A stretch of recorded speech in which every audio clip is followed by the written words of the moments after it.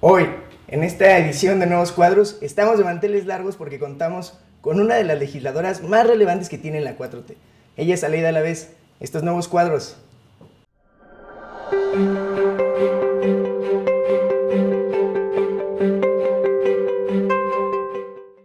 Una mujer que ha sido diputada local 3 ocasiones, diputada federal ahorita, vicecoordinadora del grupo parlamentario en la Cámara de Diputados. ¿Cómo le hace una mujer en este contexto machista, de que tuvo que enfrentar todo el contexto político, de Iztapalapa además, para salir adelante en el mundo? ¿Dónde ves la perspectiva, los ideales que te impulsan para salir adelante en este contexto? Bienvenida, Lida. Bienvenida. Muchas gracias. Qué gusto estar aquí con jóvenes y sobre todo que sea precisamente para impulsar nuevos cuadros. Yo muy gustosa y además reseñando esta parte en la que solo es posible que yo sea vicecoordinadora en esta etapa de transformación del país. Okay. Porque no lo veo en una modalidad del viejo sistema el haber llegado hasta este espacio, este lugar, esta responsabilidad. Y te lo digo porque he sido diputada en diferentes ocasiones y ayer, antier, recordé que en su momento, en la 62 legislatura, fui vicepresidenta de la Cámara como oposición, estaba yo en el PRD, me tocaba ser presidenta de la Cámara en el año que le correspondía al PRD encabezar este poder legislativo, pero se avisoraron los viejos dinosaurios del sistema político. Sí. Y Manlio Fabio me manda a llamar a su oficina y me dice, además el personaje, con música para no grabar nada, alta, mi bancada no te tiene confianza, no te vamos a respaldar para la presidencia. Lo siento mucho. Oye, además con la cantidad de votos que tenían en ese entonces. Sí, wow. Nosotros éramos como 120 diputados, o sea, nos correspondía el tercer año, pero pues no, yo les era muy incómoda. Llegaron a pensar de la manera más absurda que yo le pondría una bomba ahí a Peña Nieto en un evento protocolario. Qué barbaridad. En serio, no, sí te creo, ¿no? Sí te creo, traían un miedo, un temor, porque obviamente no permitíamos que hicieran barbaridades. Cuando, intentábamos detenerlas, siempre nos cerraban la puerta, pero siempre encontraban formas, ¿no? Por ejemplo, de sacar adelante la ley del trabajo, cuando el outsourcing y cuando quitaron la seguridad social, pues condujo desde una de las periqueras el PRI, la sesión, porque nosotros nos apostamos en la tribuna. Sí, esas tomas que... Y ahí lo hicieron. Entonces, pues ellos eran así y yo les resultaba muy incómoda. Entonces nunca me quisieron respaldar, me dejaron en la vicepresidencia. Y solo ahora que somos mayoría, la izquierda, claro, es que es posible que yo sea vicecoordinadora. Oye, Leide, y gracias de veras por estar por acá y por compartirnos estas grandes experiencias, muy emocionados nosotros. En esta coyuntura en ese momento, una exposición de una oposición iridiscente que estaba haciendo no solo reaccionaria, sino propositiva, y precisamente yo creo que por ahí estaba el miedo que tenían de qué va a hacerse. Y hoy, el día de hoy, con este diálogo, te escuchaba no solamente en intervenciones anteriores, sino recientemente en la clausura de la comisión permanente, que decías justamente este es el espacio de discusión. Cómo realmente se ha abierto la discusión y cómo la izquierda progresista sí genera este diálogo circular y no se ha quedado anquilosado en los procesos anteriores, en donde no los dejaban hablar, no había una oposición que pudiera ser escuchada y no había ningún proceso de avance y solamente era una pauta deliberativa unívoca. Ahí, ¿cómo ves este crecimiento también que has tenido? Porque has crecido mucho. Yo creo que nos ha faltado un poco el darle un perfil distinto al poder legislativo. O sea, no reproducir los esquemas, los códigos, las formas que tenían ellos cuando eran mayoría. Pero una que sí les resalté ayer fue precisamente el que ellos pocas veces abrían agenda política. Nunca decían, este es el problema del país, hay que discutirlo. Siempre se pasaban diciéndonos, sí, hay que aprobar puntos de acuerdo. Y nos daban esos desenfriolitos que implicaba el atender un punto de acuerdo, que es una gestión institucional, claro, que esa la podemos hacer y la hemos estado haciendo por la vía directa. no estar dando un trámite engorroso de punto de acuerdo, sino directamente con la instancia que quieres llamar, pedirle que atienda determinada problemática. Les incomodaba entonces mucho el diálogo, tú dirías, claro. en aquel entonces. Sí. No, el debate. Claro. El debate. Sí, porque ni siquiera es diálogo, o sea, es un Era contraste debate. de ideas ahí Así y es fuerte. Así es.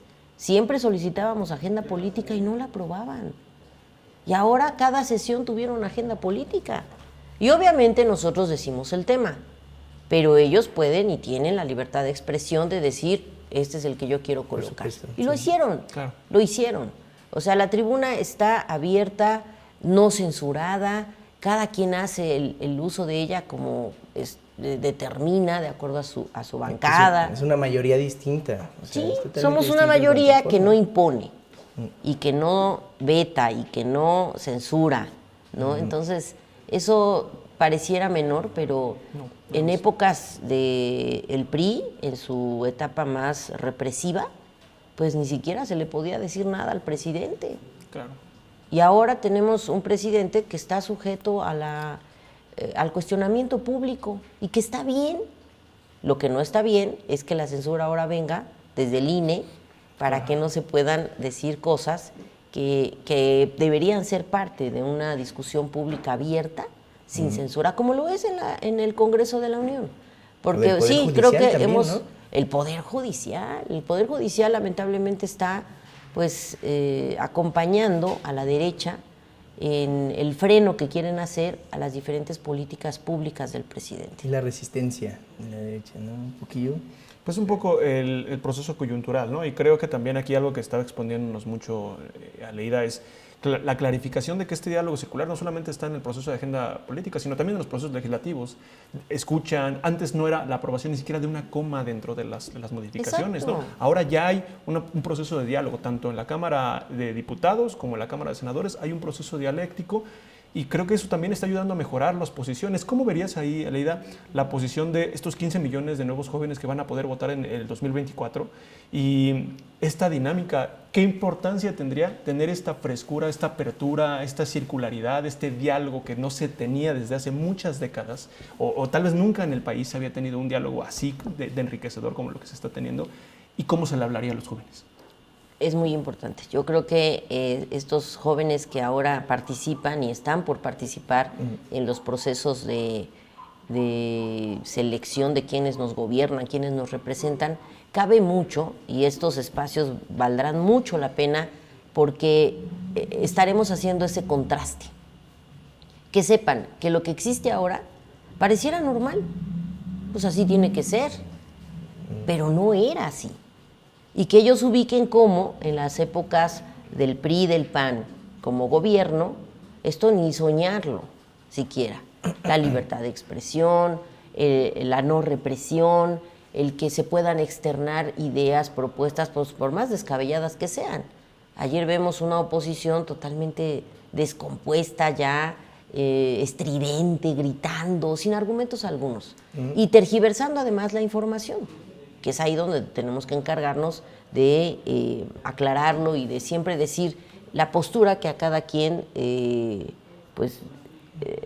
Defiende, fundamenta, porque a veces no es con fundamentos, que es ahí lo lamentable. Y que los jóvenes sepan distinguir esto, que hay posturas que tienen fundamento, que tienen bases, que tienen datos, y hay posturas que solo tergiversan la realidad. Ahí está el tema de los libros de texto. Porque los libros de texto tienen ya todo un diseño de acuerdo a la Ley General de Educación. Y hubo un error de procedimiento que no se cubrió.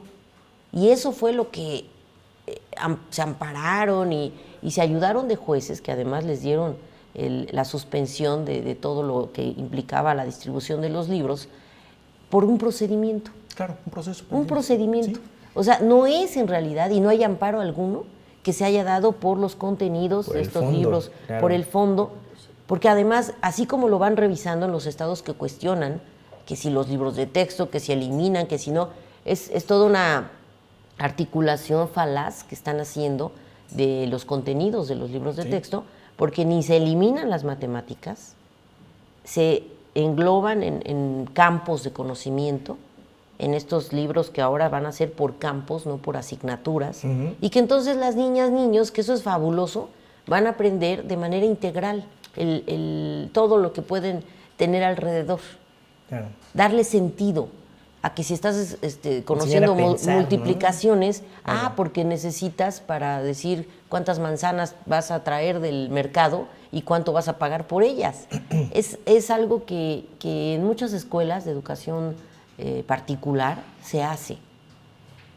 Y Sí, es un esquema más tipo ahí Montessori, más o menos, ¿no? es la escuela activa, Claro. es el incluir en la reflexión, el razonamiento al conocimiento. Claro. Y entonces que los niños tengan sentido de por qué usan matemáticas. Oye, Leida, pero tengo que interrumpir aquí un poquito la conversación para terminar este primer segmento que tenemos en este episodio. Estos nuevos cuadros, estamos de manteles largos. Ella es Aleida Alavés, diputada federal. No te vayas.